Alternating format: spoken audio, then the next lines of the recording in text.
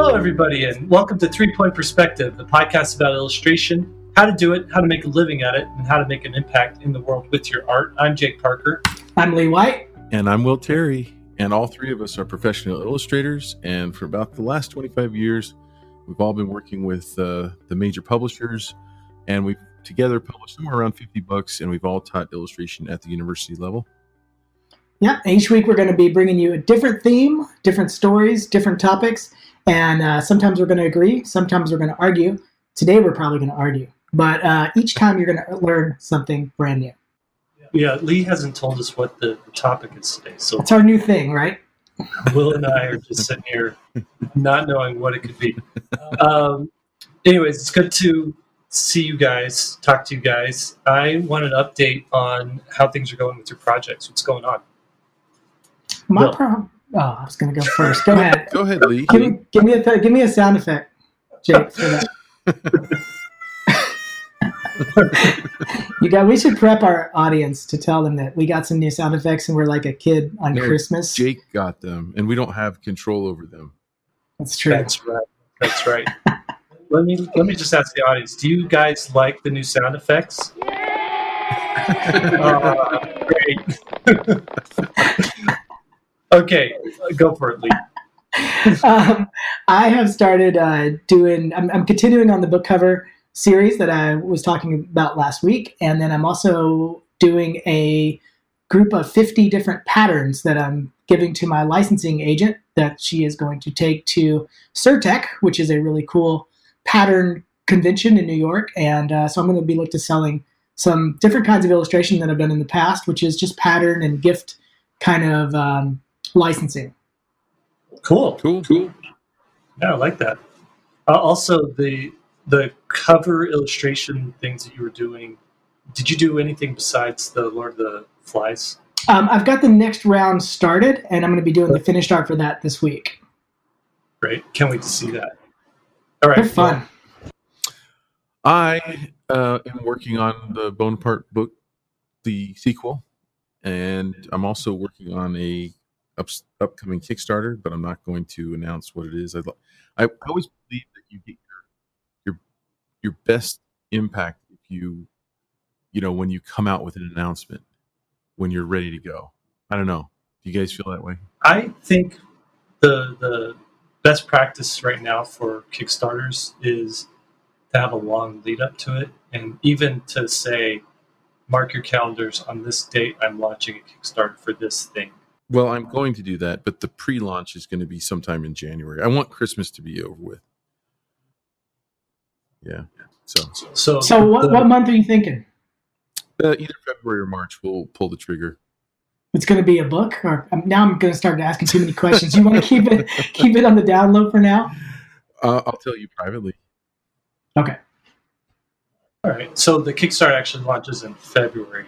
Yeah. The pre-launch game. You're a brave man. I'm still exhausted from the Kickstarter I ran 2 years ago. Well, I'm employing people this time, so. I see. So it's not just you. No. Oh man, I'm curious. Are me and Jake involved? I just don't know it yet. I'm slowly getting it out of you by asking 100 questions. I'm still tired from my Kickstarter too. The Skyhawk thing. Did you deliver? Yeah, everything except for 2 commissions. Everything's been mailed out, and I'm just waiting on. So I sent out the surveys, and I got all the surveys, over 1,800 surveys back. So I mailed out all those books. There's about 175 surveys that went unanswered. And now I'm getting emails from people or messages from people saying, hey, I never got my book. And I go and check, and they never filled out the survey. So I don't have an address to send the book to. So now it's like going through and messaging these people and just saying, hey, last chance, I need your address. You're going to want to get this book. So perhaps 1 or 2 of them are listening to this right now.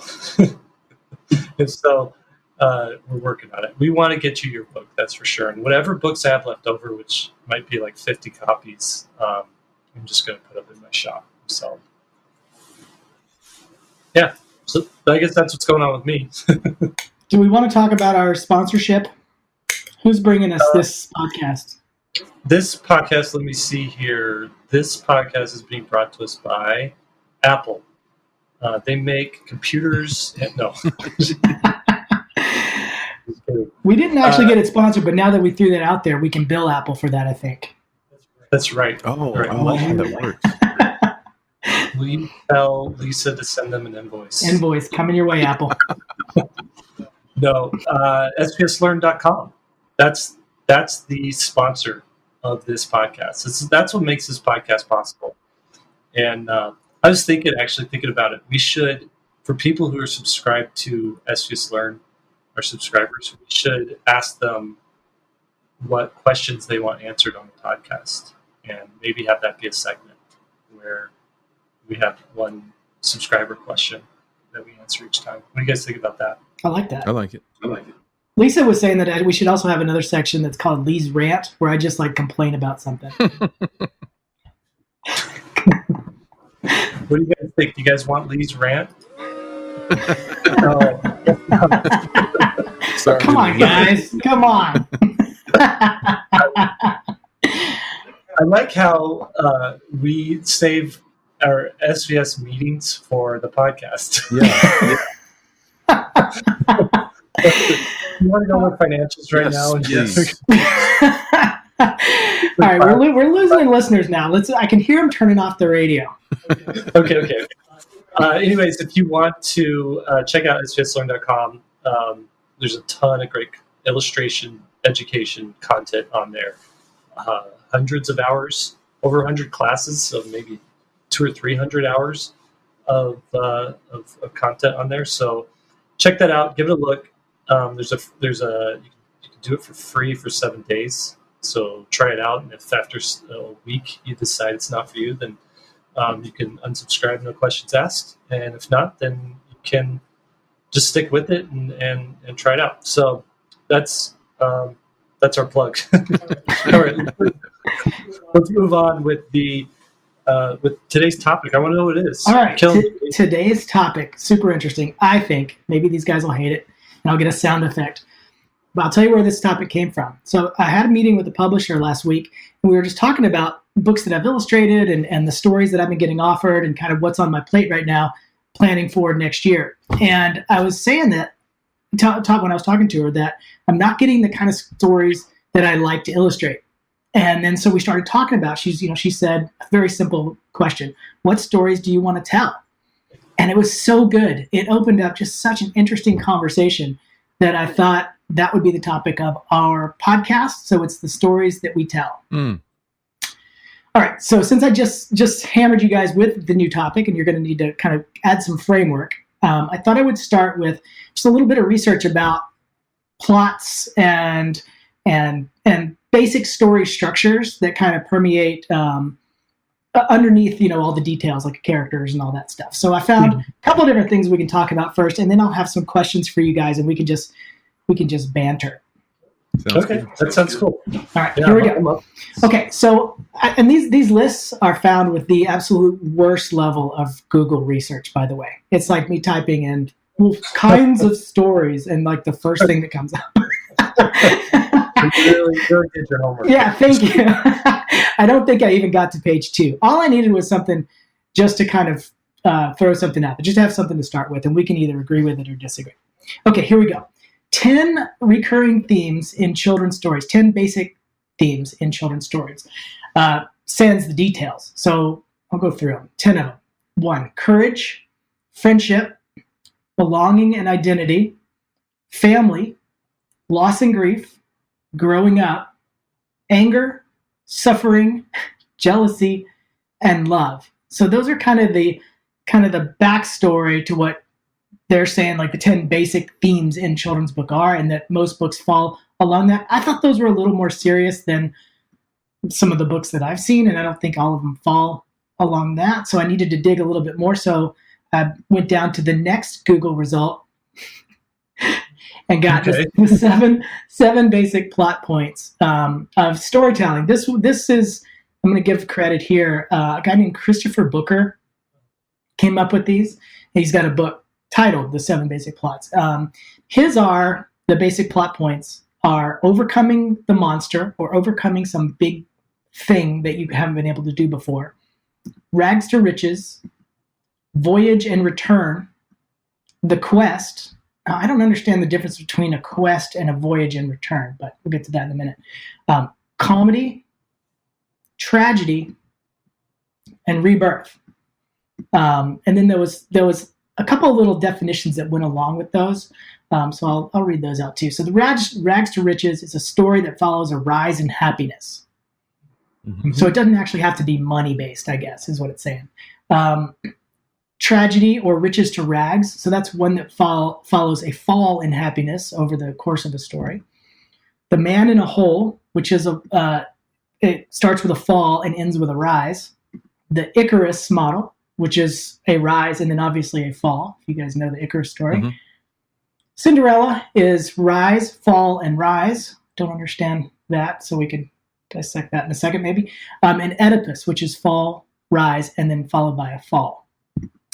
So that's kind of the general stories. And I thought it was interesting because if you compare the first list, the 10 recurring themes like courage and friendship and family and such, and then look at the structures that I just listed out, a lot of them do actually start to follow those kind of plot points if you kind of combine those lists together. How do you guys feel about those lists, by the way? Do you think they're accurate?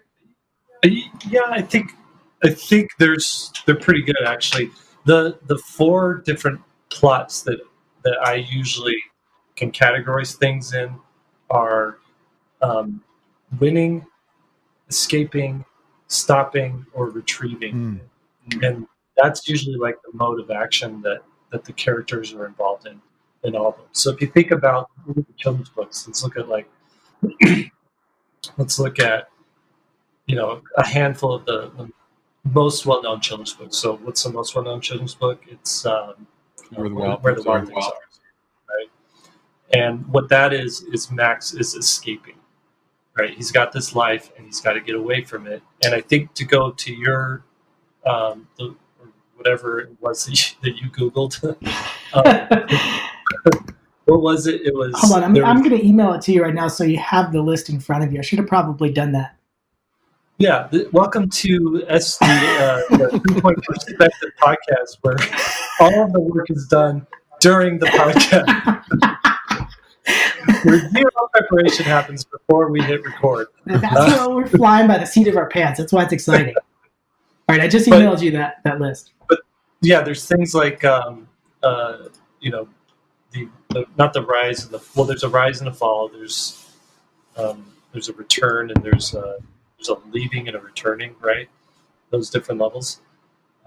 So yeah, I think what you have there is several different ways you can categorize and let's talk about some of the stories that you've done, Jake. Since you are solo in the fact that you've got a couple of self or books that are published that you actually wrote and illustrated. Let's look at like the Sparrow. Is that what that one's called? The Robot and the Sparrow?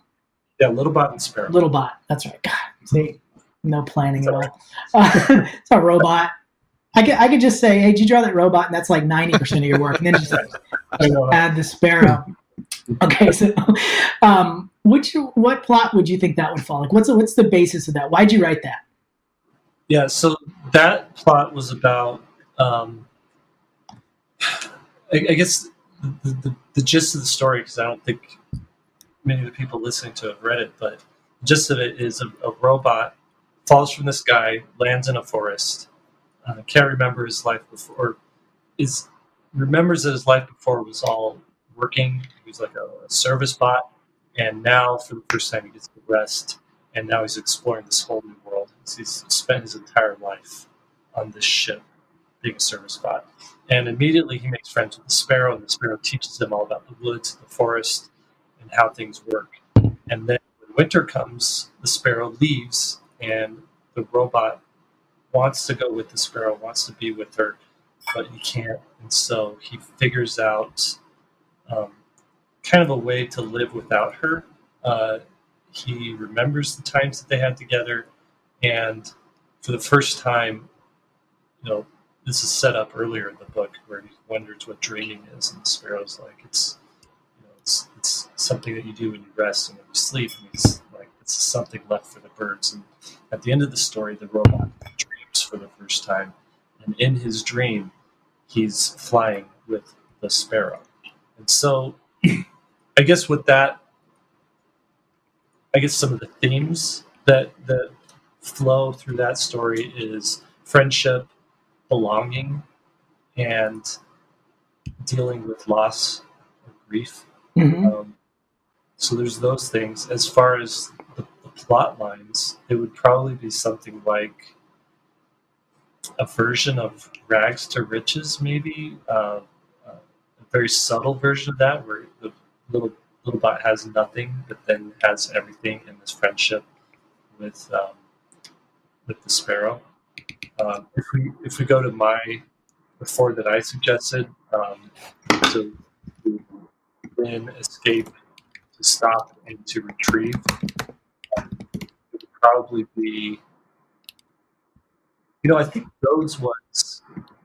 So here's the thing: when you're talking about stories and plot, like, I feel like plot is something you apply to like a bigger story or a longer story, a story that has a 3-act structure. Not that a children's can't have a 3-act structure and can't have a plot, but I feel like most of the children's books I read, it's a problem that needs to be solved and a creative way that it's solved. Like the setup, here's the life that we live. He's typing to me, telling me to cut you off. I'm listening. Could you hear that? Because normally, once you're away from my mic, it like completely falls off. No, we got it all. No, it sounded like you had your mic. You're punching the keys with the mic. I do. Actually, it's just a sound effect to make me sound busy. You know what, Jake? The late Rick Walton. If you ever asked him how you write a children's book, that was his answer. Come up with an interesting problem with a creative solution. And it sounds so simple, and it's so freaking hard.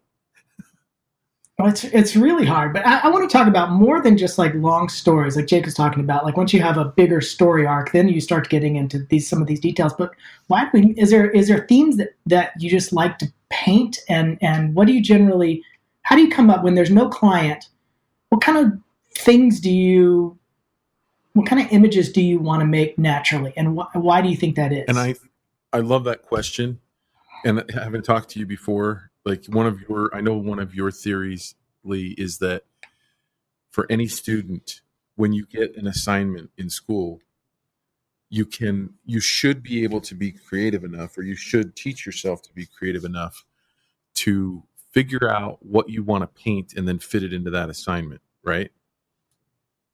Rather than like when I would have students that I'd given them an assignment and they're like, I don't like this one. I'm like, you just heard it. You don't even know what the possibilities are, So when I hear you say that question, I think what I hear is what images do I want to make, and how can I write a story around that? Is that kind of what you're saying? Yeah. So I'll give you an example. Like I was just thinking about what plots do I enjoy painting, because no matter what the characters are, the details in a scene, there seems to be a thread through the work, whether it's a singular image or the full stories that I'm writing.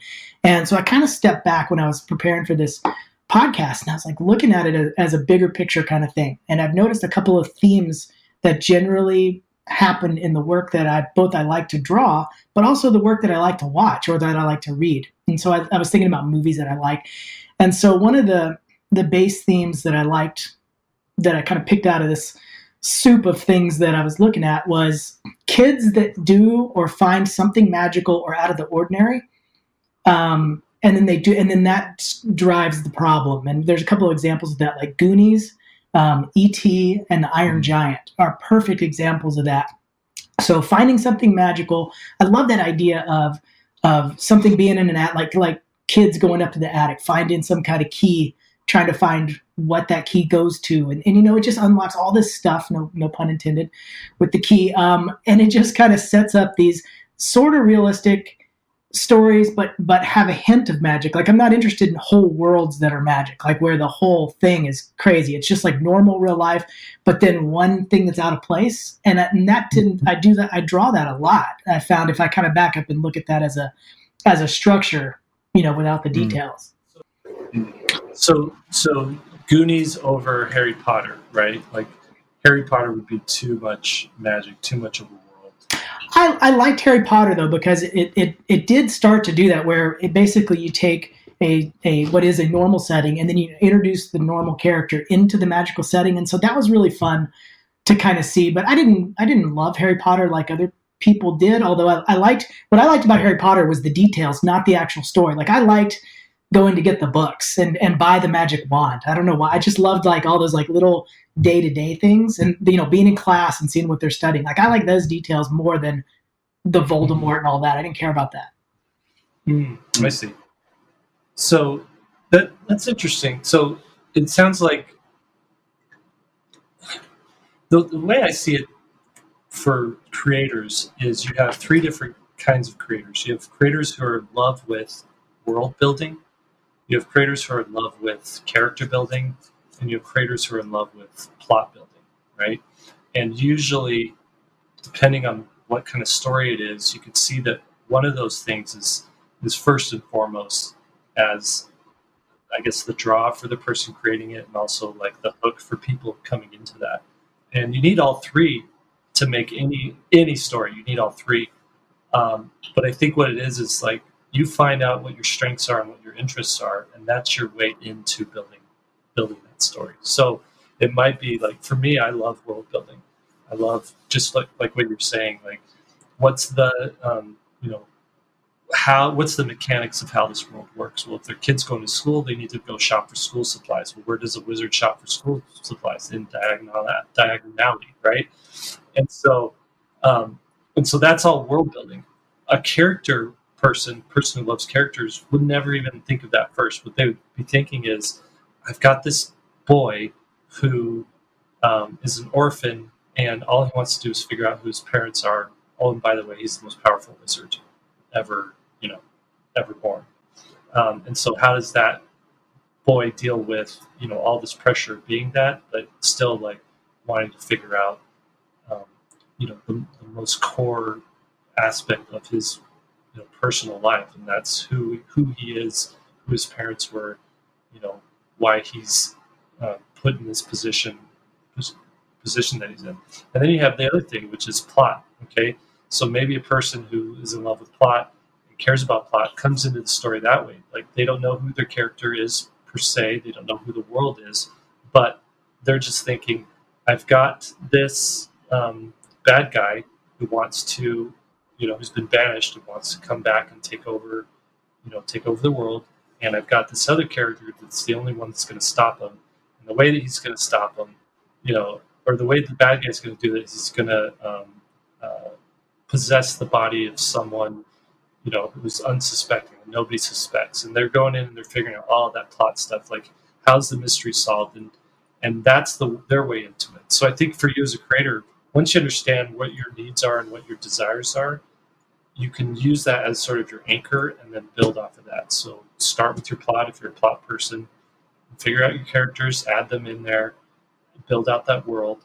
The fear and the problem, I think, with going about it that way anyway, is that the thing you love, you might love too much and it becomes too much of a focus. So I know I've fallen into this trap before, but I know other people who all they do is world build, and they're just happy to like get down to the minutia of what are the flags look like? What are all the flags designed to look like for all the countries in this world that I'm building?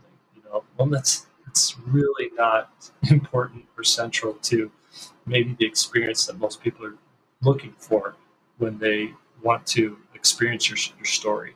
But sometimes you get so hung up with that you forget to write a story. You forget to figure out who your characters are and what they need. I have two plot points that I noticed, that not necessarily in children's books kind of stuff, but just in movies and like a little bit older media that I love to see. And that is bad characters that are forced to do something good. Absolutely love that. Or good characters that are forced to do something really bad. Like examples of that would be like Breaking Bad, where you got a normal guy who's just kind of forced just by circumstance into this scenario where he has to act bad, but he's not actually a bad person, but maybe, in the case of Breaking Bad, he becomes that. Have you guys seen the new Get Shorty series? I've seen the title, but it's funny that I thought of Breaking Bad as soon as you said that. Yeah, it's a classic one, but the Get Shorty one is kind of an idea that kind of a bad character that's forced to do something good. You got this guy with gangsters, and at some point he wants to break away from being a gangster and do something legitimate, but it's his nature to be bad. And so it's kind of a Jack Skellington kind of thing where he's trying to do something good, but just his nature is bad. And so he brings that to it. It's just infinitely interesting writing that kind of an angle to a character versus what I can't stand in like a lot of the reason I hate superhero movies. I know this is where we might argue. I don't like superheroes because they're too the characters are all good or they're all bad. I mean, that's the one thing that I liked about the Batman series is that, or the Heath Ledger Batman, is that kind of brought both into that realm, and I like that so much better than a character that wants to take over the world. That's one of my main problems with fiction is when it's not believable. It loses me, and so yeah, I'm with you on the I love superhero movies when they're really good, and I can't stand to be in the theater when they're not. And unfortunately, you're gonna hate me, Jake, but I for me they're batting like 20 or 30%. Yeah, I would agree with that. But what? Sorry, Jake. Sorry, Jake. No, when you say not believable, you are judging those movies on rules that the movies aren't even trying to play by. So, in Will's world, like it's unbelievable for I don't know a multi-millionaire to also be a genius and design his own robot armor, right? I know that's happening somewhere on the planet. We just haven't seen Iron Man flying around yet. That is unbelievable.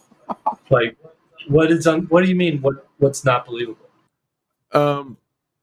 It's hard to put into words, but well, I don't like it when the superheroes are too powerful. When you just give them like magic, it's like magic is the answer, like Superman. Now we've had this discussion before. We don't need to go off in the weeds. You know that I won that argument, but like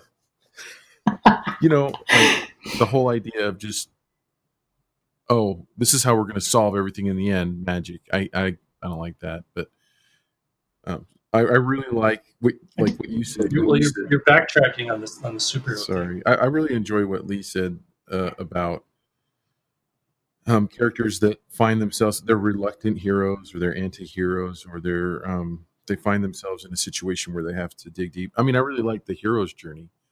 And most of those, I would say those superhero movies kind of follow that. And some of them are great. Like some of the Spider-Mans I've been, really entertained by. Like I said, Iron Man's my favorite one. Because like Tony Stark, you mentioned him, that's who I think you were alluding to. And, in the first movie that they had, he found himself a victim and had to go back to the basics of what he knew, which was tinkering, and he tinkered his way out of the problem. Then he changed his morals changed a little bit. So I think what you're saying, like, it's not that you can't handle unbelievability. It's that if a story sets up certain rules and say this is how the world works in this universe, and then they break those rules. Right. That's what's upsetting to you. Because I think you could enjoy a Superman movie if the Superman movie, set up specific rules. And this is how this character is going to behave and act, and these are the limits of his powers, and we're going to play within that. And we're not going to solve any of the problems by, Deus Ex Machina, right? Where something just comes out of nowhere and saves the day. You'd be okay with that. Yeah. Now, why are we talking about movies so much when we're trying to talk about children's books? Well, we'll go back to that in just one second. We're veering a little bit, but I think it's an interesting conversation. I'm going to say one more thing, little side thing. So the Aquaman movie is coming out pretty soon. I've always thought Aquaman, I don't know how they're going to make a movie about him. He's the worst superhero in my opinion, because if you think about like 80%, let's say, I'm just making this number up, but 80% of, world tragic events due to the supervillains happen outside of the water. Like every time, if they're all sitting around and something happens, or Aquaman would be forced to say, "Hey, wait, is that in the ocean?" And then when they say no, he'd be like, "All right, I'll see you guys in a couple of days." He has no power. Yeah, that is kind of silly. But I think the thing with Aquaman, what's kind of cool about him is, the planet is covered, 70% with water. The majority of the planet is water. There's more water than land, and we actually know more about the surface of the moon and the surface of Mars than we do the bottoms of our oceans. So I think there's this is just a defense for Aquaman. I think there's a lot you could do. There's room there. If there's a problem in the ocean, Aquaman is the guy. But I'm just saying, most of the time for the Super Friends, just in terms of his day-to-day clocking in as a superhero, he's going to be left out of the mix. Okay. So so Will, let me get back. Let's get back on track to what do you like to paint? If I've given you, I said, hey, I'm going to have a gallery show, and I just want you to paint something. What kind of stories do you generally go to? Not necessarily in full books, but just kind of what kind of permeates the images that you make? Is there a theme? I mean, I ask myself this question all the time, because my ultimate goal is to become author illustrator. The author-strator, as Mark Pett said. Wow. And I think, some of the books that I've written. Well, I wrote some along with Rick Walton, the Gary's Place and Gary's Worms book, and on that one, which was the iPad app, story app with animation and stuff. And on that one, I asked myself, what do I want to paint? Blank slate. And that was a time when I was going through the rough financial patch of 2008, where we were losing our home, and I was going on my walks every day and asking myself these big questions of how did I get to this low place? And I was really kind of in a low emotional state. But through that, I think when you go through hard things and those changes, it actually changes your art. And for me, one of the things, this is exactly where Gary's Place came from. I started thinking of all the money that my wife and I had earned over the years, and that we had wasted on dumb things, like just material possessions that we didn't need. And if I could just have all that money back again. And we had bought a house that was too big. We didn't need it. We were thinking, that it might be an investment that we could make money on down the road. But we had all these rooms, and I started thinking, and that's basically the story of Gary's Place, which was, what if this gopher, we think of gophers digging holes.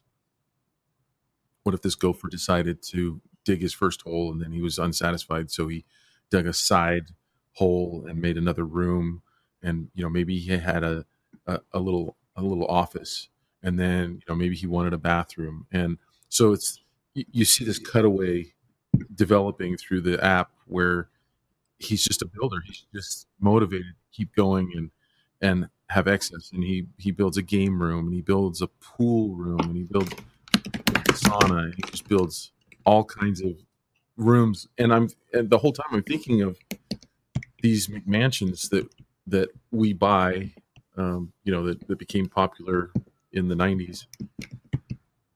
And why do we feel like we need more and more and more and more and more?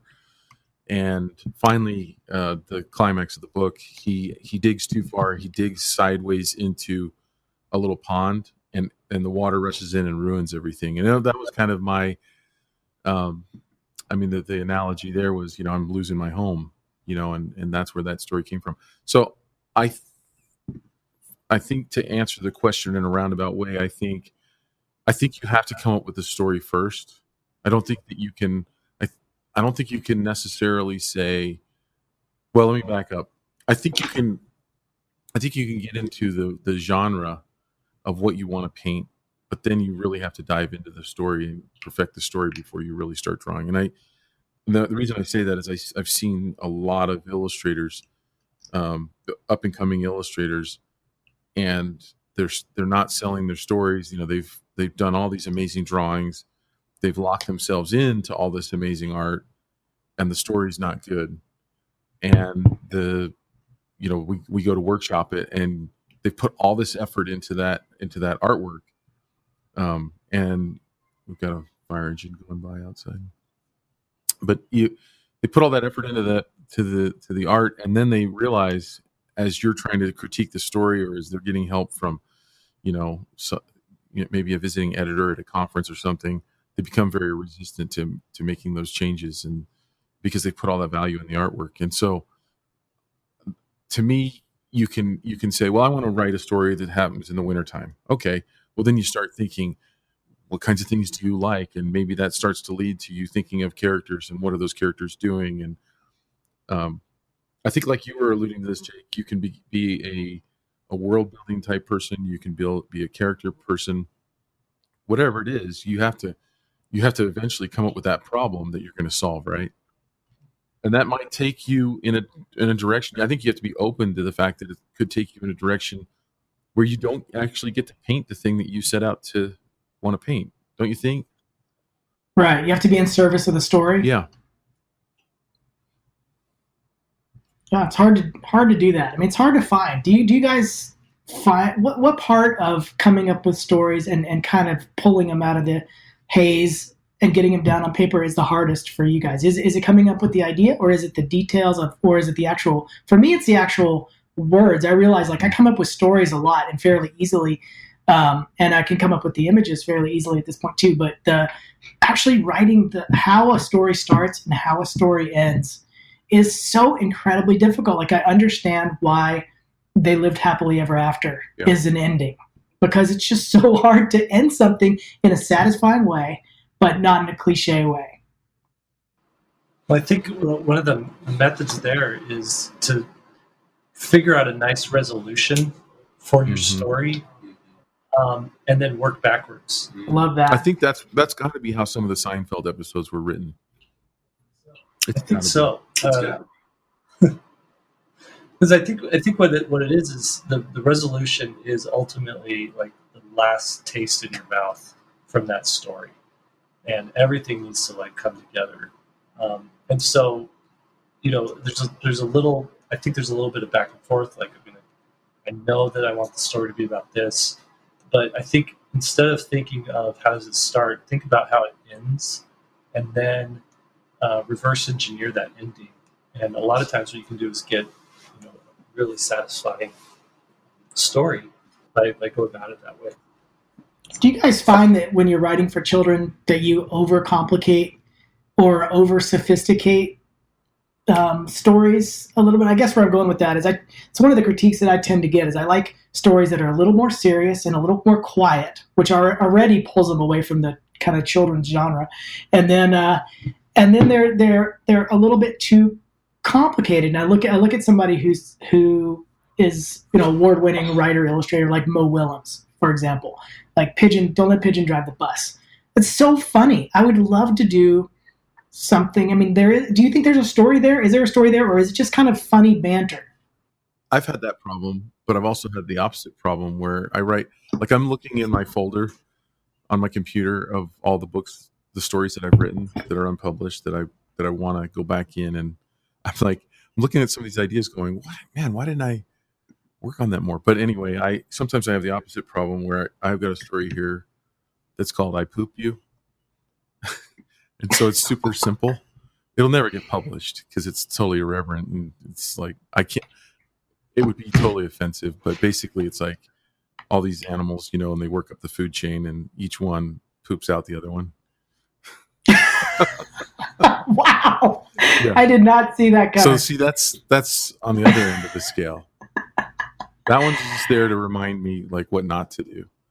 But I don't know, man, because sometimes when you deal with that subject matter, it becomes internationally successful. I mean, kids love that stuff for some reason. Kids love, like, anytime we're reading No David by David Shannon, the only page that my son really laughs at is the page where he's running in his underwear. Yeah. Like, I mean, there's just that kind of childish thing that kids love. Well, I think with like Don't Let the Pigeon Drive the Bus and I Want My Hat Back and a lot of these children's books is you have to think. I think the story is more along the lines of a really good joke, in that a joke is simplified, it's pared down, it's something that can be told, in a couple paragraphs, and there's always like a good punchline at the end, right? There's a setup, there's this misdirection, and then a punchline. I think that's why a lot of these, these funnier like humor children's books kind of work, is because it's a version of a joke. So I think that's one like avenue that you have in trying to create stories. Think about some of your favorite jokes. I'm not talking like a knock-knock joke, but story jokes. And you look at that and the structure there and the sparsity there, but where every element is absolutely necessary.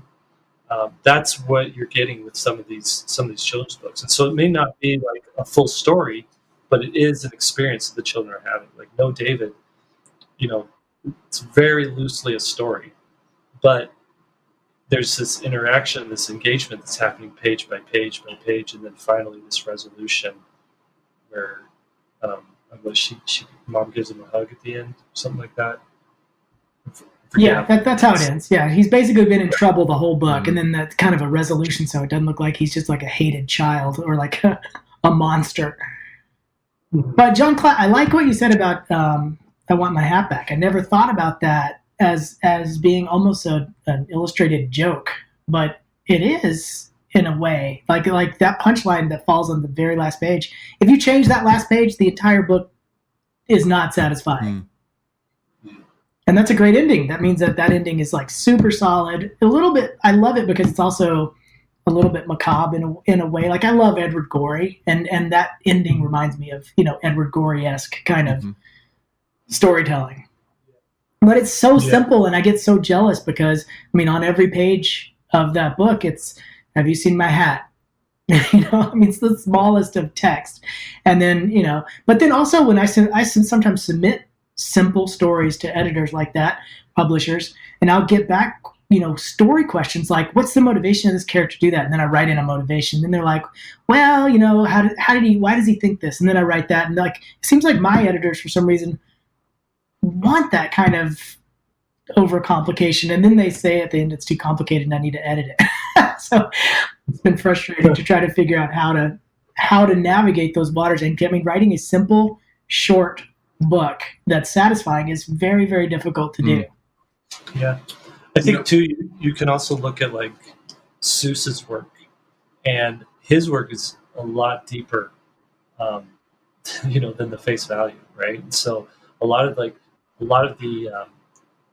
things that he was writing about, his background was a political cartoonist, and I think he brought that into his children's books as well. You look at something like Horton Hears a Who, where I think the commentary there was he was trying to defend Japan post-war, saying, a country is a country, no matter how small, and it should be protected and it should be allowed to grow and to thrive and prosper, right? That's what the message was there. And you also look at like Cat in the Hat is like his message about authoritarianism and how that should be, just his commentary on what that is. Yeah, the Lorax too. With the environmental stuff, right. It's so good, exactly. And he's so good at weaving that stuff and make a story that's interesting on two levels.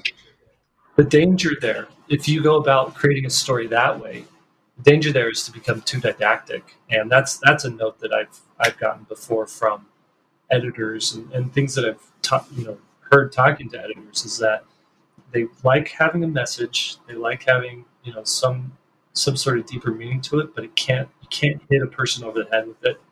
It can't be like so in your face. And so Seuss is really good about letting that be very beneath the surface, deep beneath the surface, where you get it, but it's not the first read. It's not the first thing. Quick story on that. Have you ever heard Rick Walton talk about, or when he was alive, talk about the super famous author that he would share this story at different conferences? The romance novelist. Does this ring a bell at all? So No.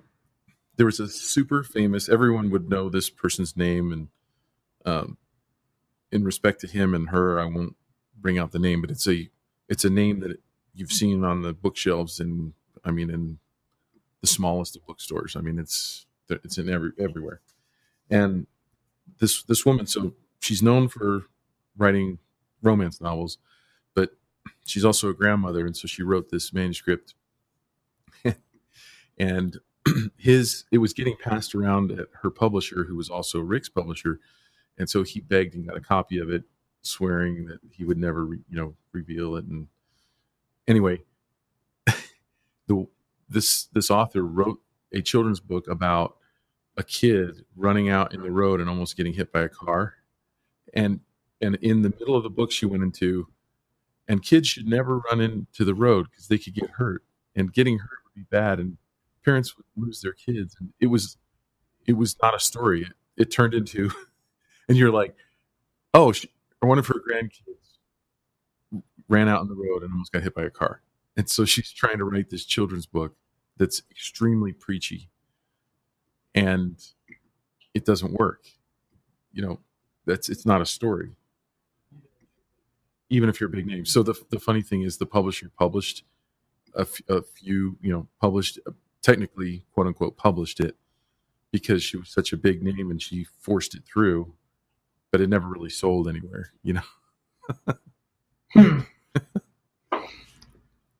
The preachy stories are the ones I like the least. And it seems like a lot of beginning writers start, when they say, I'm going to write a children's story, that that preachiness for some reason, or not the preachiness, but the lesson that somebody needs to learn is a lot of time the driving force.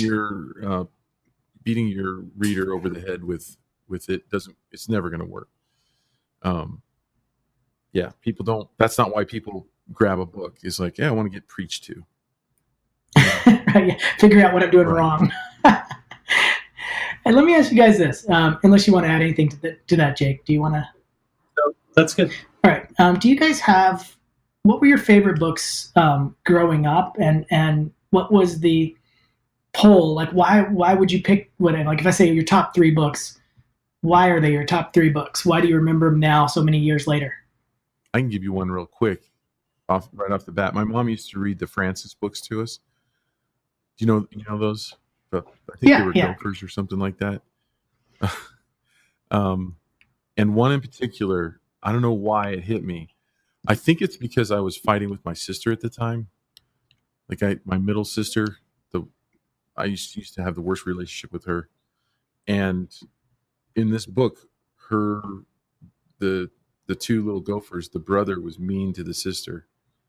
And in the book, it spoke from the girl's perspective and how she was feeling, and in the story it showed that she actually loved the brother, and she was going to do something nice for him. I can't even remember what it was, and he was mean to her, and man, it really hit me, and to the point where I just remembered, like, I'm the bad guy. Like this book has just revealed to me that I'm the bad guy, and it was powerful. It's been powerful through my whole life, Wow. Yeah, that's and you actually realized that back then, that it's you. It That's made me amazing. self-reflect, and I think that's one of the powerful things we have.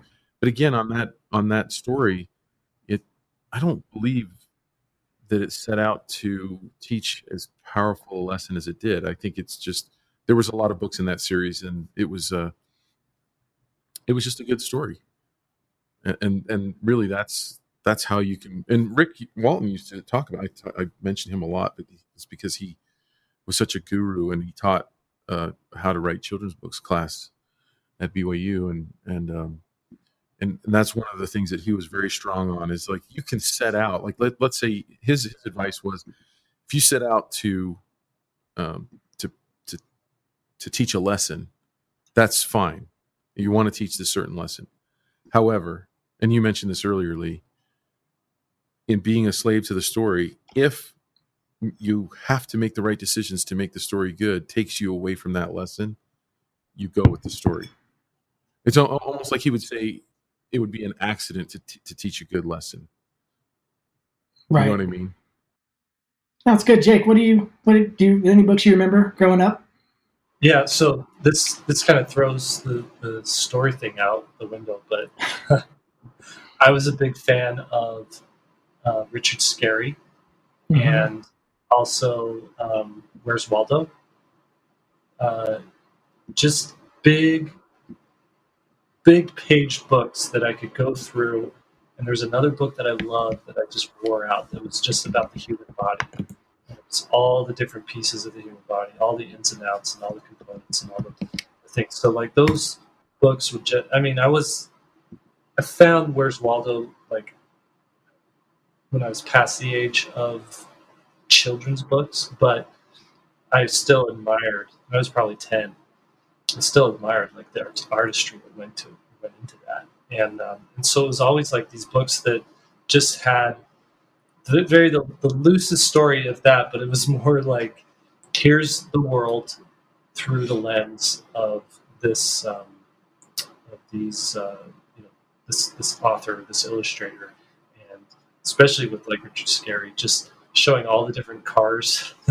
You know what's super interesting about that to me that you say that is that I pulled up his Richard Scarry's Cars, Trucks, and Things That Go book, and it looks like a early template for the poster you just did for Inktober. Oh, right. I mean, it's so funny. It's almost the exact same world, just your version of it. Mm-hmm. Yeah. It's just you don't. The leaf doesn't fall far from the tree. Is that how it goes? Or the fruit? Apple. Fruit doesn't get eaten by the right animal. That's funny though, but I mean, it's funny because these things are set up, maybe in our youth that really do stick with us, and that's why I think the field that we chose is so powerful. And that's kind of that's what my ultimate dream for this job is to, in 30 years, be listening to the radio and have somebody say that my book was the one, that they remember and that did something. I mean, both those things that you just said have set up, very powerful things in your life, and that's huge. When I think back to the one that if I just had to pick one out of my youth book, matter of fact, I only really remember like 2 or 3, but this one stands out. Did you ever see The Pink Elephant with Golden Spots? Yeah. No. It's a great book. I'm going to Google it real quick because I don't even know who wrote it or anything. But that hit me up for a number of reasons. One, as a kid, I loved elephants. Like every single year up until when I was probably 11, for Christmas and birthday, my mom and dad would ask what I want for Christmas. It was always an elephant. And then I was always dejected because I couldn't, and I don't mean a stuffed elephant or a toy. I wanted the real thing. And it was consistent through my whole life. And so pretty soon, finally, they gave me a stuffed animal that was like 6 feet tall. That was an elephant, and I was just in heaven. But it still wasn't a real one. Let's see. I'm clicking on it now. So I loved elephants anyway. Who wrote this thing? Yeah, I haven't seen this before. It's a big golden book, but it actually doesn't have the writer on. That's because they had horrible contracts. It's true. It's work for hire. But it's funny because I'm looking at the cover now. I haven't seen it in years. And there's these 2 keys. There's these kids playing on this pink elephant golden spots. And there's these keys over in the corner. And that's the kind of thing that I love now. And I don't know if this was the impetus for it or not. But so what happens is these kids go into this old house. They find a wardrobe that's been left in the house.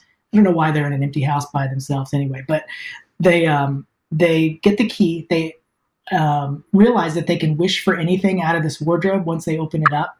And so one kid wishes for like a giant cake, and then the next kid jumps in and he wishes for this sports car. And I remember the sports car coming out of the wardrobe and it just being so awesome. And it had a big globe on top and it could go anywhere in the world. And then the last person wishes for pink elephant with golden spots, and it breaks the wardrobe, like the elephant comes out. And they don't know what to do with it. It's kind of a couple of interesting little plot points in the story about what they're going to do with this elephant now that they have him. but they end up giving him to a zoo. And at first he's super embarrassed, so they paint him, they don't even want him because he's so weird, and so they paint him gray. And everything's working out okay. He starts to make friends with the other elephants, and then it rains, and all the gray washes off, and the pink spots come out, and they all laugh at him. But then all of a sudden, all the crowds at the zoo want to see the pink elephant with golden spots. So all the other elephants try to paint themselves with paisleys and plaids and all this stuff. It's a great images in the book where they're all painted up, and they're trying to match his popularity and his uniqueness. But then it rains again, and their paint comes off. At the end, everybody just kind of, I guess the lesson behind it is that what makes you unique can make you great, is a great thing because it separates you in some way. But they also all learn to live together. But like you were saying, it's not a heavy-handed lesson. It's one that serves the story. And it was just so good. It had everything I like. It had a magic element. It had an elephant in it. And then just really interesting visuals. And I still remember that one to this day. I mean, it's like I cherish that book, and there's no other book that comes close. And I look at the stories I'm writing, and they're similar to that. And so I don't know, how deep this stuff influences us, but I think it's pretty deep. I think these things stay with you for the rest of your life. I could think of another one right now. Is I Wish I Had Duck Feet, and which is a Dr. Seuss. You guys have seen that one, right? I don't know that one. No, I got to look it up. Lee, this is like the reason that I'm who I am, and you don't know this book. Everything about me. I wish that I book. Okay, here we go. I'm looking it up. Okay, let me tell you why this one had such an impact on me. It's because every kid, like when you go and do a school visit, right? You guys have all done elementary school visits with your illustration, right? Lee? No. You haven't? I'm terrified of an elementary school. No, this is a podcast episode all on its own. Let's just move on. I can't open it. You know what you gotta do? Your entrance needs to just be a belly slide. You just come out and do a belly slide. I would do that. I love that. Sounds fun. Well, I didn't. It's neat. Okay, so we all have unique things about us, but okay. So anyway, you go to a school visit, and you channel yourself when you were sitting there in the auditorium floor, the cafeteria floor, and every kid is treated the same, and you want to stand out. You raise your hand higher when a question's asked. You want your classmates to value you and think that you have something special about you, right? Did you guys feel this way, or am I alone? No, for sure. Everybody wants to find out what they're good at in life, and they want other people to acknowledge it, and they want other people to accept them. Acceptance is a huge part of being human, right? And I think that's what I wish that I had Duck Feet is all about, because now this kid, he basically daydreams this, if he had duck feet, and it's kind of a list book because it kind of goes through, well, then I could do this. And then if I had this ability, I could do this. And all of a sudden he's like wishing for all these different abilities. And at first, everybody in the town or at school is just amazed at what he can do, and I think that satisfies the dream that we all have of being unique. But then as the book progresses, he gets too much of what he wants. He becomes a freak. And then he becomes the bad guy.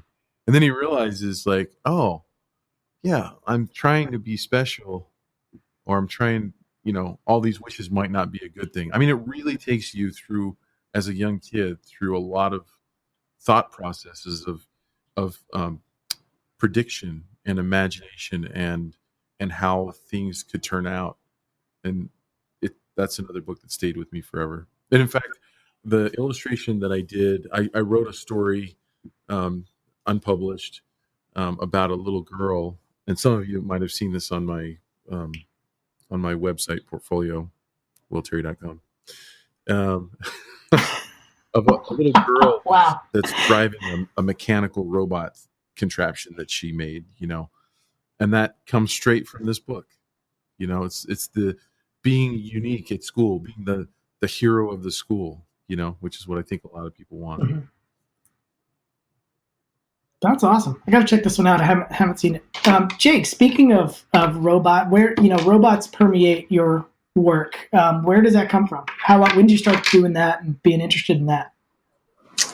Yeah, what is that? I think it's because I got into Japanese manga in high school, and there's a couple of artists that really influenced me. One was Yukito Kishiro, who drew Battle Angel Alita, which was about an android, this woman with a human head but like a robot body. And then there was Appleseed, which was just full of robots. And in the back of Appleseed was Shiro, was the artist who drew Appleseed. He would do like breakdowns of some of the robot designs, so like cutaways, and show what how things worked and stuff like that. And so in high school, I was like just enthralled by that stuff, and so I started drawing my own robots, and I've been doing that stuff ever since. What's interesting is what I love doing is mixing that high technical, like really detailed stuff, edgy stuff with like cute animals. So like kind of like Richard Scarry, where he has animals driving cars. I like animals with robots. And you just, do you just like the process of creating, like, how's this thing going to work? And like, how do I make the joints in the arm like believable and then still do this? Is that what you kind of geek out on, or is it the storytelling aspect of it, or what kind of gets you going with that?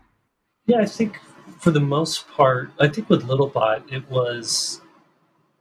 was less about drawing a robot and more about what is the difference between us and something that can think and act just like us. What is that? What makes us human? What makes us not human? What makes something living? What makes something not living? And so I think deep down there's probably something like that going on. But for the most part, like day in and day out, when I draw robots and I draw technical stuff, it's really just like I like the engineering aspect of it, the function and form like coming together to make something interesting. So, we were talking before that we started recording about some of the Star Wars movies. Do you kind of geek out before a new one? Because that seems like, knowing what you like now, that seems like the perfect melding of technology and robots interacting with humans in kind of an equal way. They're not just subservient, but Jake's unbearable to live with in the Star Wars. No, that's a huge aspect of Star Wars that I like is the world is so rich and so built out of that universe. I mean, I don't know of any other movie franchise that has like cross-section books. Right, that's true. You see those incredible cross-sections for Star Wars. So I get all those books. I get the visual dictionary books, and I like to read like the background info of all the background characters and stuff like that. I love that stuff. They definitely have created a universe that is unparalleled. Are you one of those guys who's, when you see one of the new movies, you notice little flaws like, hey, wait, C-3PO didn't get that arm until, farther in the story, but he's got it now? Yeah, I can go there sometimes. I try not, like, yeah, I have some beefs with some Star Wars stuff that doesn't the physics in the Star Wars universe is not the physics in our universe. That's for sure. Right. I got a couple more questions. Should we keep going, or do you guys want to wrap up? You guys, what do you think? Let's do a couple more. That's fun. Then we'll wrap it up. All right. For our listeners, there's a lot of people at different stages of writing stories and coming up with stories, and not just in terms of a children's book, but the stories that go in individual images as well. How would you say you avoid being cliche? Mm-hmm. How do you come up with new content? Yeah, that's a good question. And I think what it comes down to is you've got to connect dots that haven't been connected. Just be original. Just be original. Yeah, that's the best. If you go to an SCBWI conference, that's what you're going to get out of it. It's just write a great story that's totally original. Well, I just saved you guys $500. But the question is, how do you be original? And I think what it is you look at anything that's really unique and original, there is an element of the familiar to it, but then there's an element of the unexpected as well. And so, um, and so there's things that you could do as a creator to, I guess, give you an upper hand there. And that is and go back to the thing I always talk about, and that's the creative bank account, having a full creative bank account, having experiences and being cognitive and like receptive to the experiences that you're having and the things that you are learning about and like understanding that you're absorbing all those and you're like organizing it in your head or however you do organize things and thinking, how do these things connect and where are some unlikely connections that seem to fit together and where are things that I can take something familiar and then turn it upside down and have it be new. So I think that's like the approach. Well, that's good. That's good. I'd like to add to that. And one of the big things that I push my students to now, and I try to push myself to as well, and that is notice the things around you.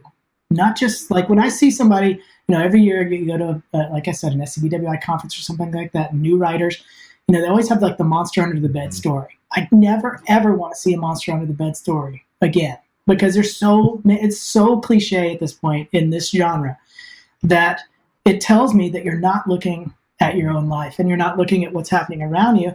And there's so much interesting things that happen in your own life that are going to be unique to you because that's the stuff that you're experiencing every day. And an example of that was I lived in Portland for a long time and I got sick of the rain. I mean, that was, at first I didn't mind it, but the rain just kept coming. One year it didn't stop raining for like 30 days straight. And I was talking to my wife about it and I was like, God, what if it never stops raining? What if this is just our new normal? And so that kind of started me down the road of thinking like, okay, what if it did stop raining? And so I came up with this story about how this town that gets seasonal rains, 1 year the rains don't stop, and pretty soon the water comes up and up and up and up and up, and the whole town's going to flood. And this girl who lives there is, they're having to climb up the different levels of her house. So I'm thinking of fun illustration kind of possibilities, but she's got to go do something. Somebody has to do something. And so she builds this box and she goes in search of the sun. She's going to capture that sun in the box and bring it back. And that became my premise for the story. And I don't know, whether you like that or not, it just came out of something that was so specific to what I was going through and what I was thinking about. And I haven't seen that story done in any other way. So, I think that's the way you start to come up with originality is find the problems that you are going through specifically and then solve them in an interesting way. I mean, that's my Gary's Place series was, the story I told earlier where, we were going through the rough times. I agree with you, but we are also supposed to disagree on this podcast. Okay, let's do it. No, you could also, if you're fat, if you're stuck on the idea of doing a monster under the bed story, then you need to do something completely unexpected where, the kid is, and this has probably been done, but basically where the kid is scaring the monster under the bed, something to where it's, or trying to capture the monster under the bed, or who knows. But I'm just saying the cards are stacked against you already with that one. What's funny? This question will come up at conferences where you have, editors from New York, and this question is asked to them. Well, I'm writing this story. I feel like there's a lot of them done. Like for a while, there were a lot of stories written to pander to librarians. So it was like all these stories were happening in the library, and editors would get up and or maybe there'd be a panel and they'd start laughing at all these stories that are being written and like, yeah, we're just throwing these stories away because there's too many of them. And then an editor would always go, but if you tell a really creative one that is, a really interesting take on it, it could still get published. So, but I think what you're saying is why try to limit yourself to where you're probably not going to get published, whereas you could probably give yourself better odds by doing something a little more unique to you. Yeah, it's funny when you start noticing the little idiosyncrasies in your own life and the people around you and the characters and stuff. I mean, you're talking about Seinfeld earlier. George was based on a real character, and Kramer was based on a real character, and so they're not pulling these out of thin air, and that's why those characters are so identifiable and they're so fun to watch. I think they're rich. Cool. Was there anything else? I think that's it. Let's go ahead and take us out, Jake. Jake. This was good, Lee. Thanks for doing this. That's a good topic. That was fun. Yeah, a lot of stuff to discuss. Yeah. Well, thanks for joining us, everybody. So this is 3 Point Perspective, and it's made possible by SVSLearn.com, as we mentioned earlier. And that's where becoming a great illustrator starts. Do go there and check out some of the classes. Your hosts have been Will Terry from willterry.com. And his Instagram account is @WillTerryArt. We also have Lee White, who this was who was leading the roundtable for this discussion today. LeeWhiteIllustration.com is his website, and check out his work on Instagram @LeeWhiteIllo. And I'm Jake Parker from MrJakeParker.com. My Instagram account is @JakeParker. Podcast is edited by Alex Sugg. You can find his work at AlexSugg.com. Show notes by Tanner Garlick. Find him at TannerGarlickArt.com. If you like this episode, please share it around. You can subscribe to this podcast on iTunes. And if you do that there, please leave us a review. Or please leave a review for us. I don't know how the English goes for that. But anyways, we'd love to hear what you think. And we're also posting the show notes and discussion for this topic on the SVSLearn.com forums. The forums are completely free to join. Become a member of the forums and participate there. And you can chime in on this episode if you have any thoughts about the storytelling in general. We'd love to hear what you think about that. So let us know your thoughts. And thank you, everybody. And we'll see you next episode. Bye.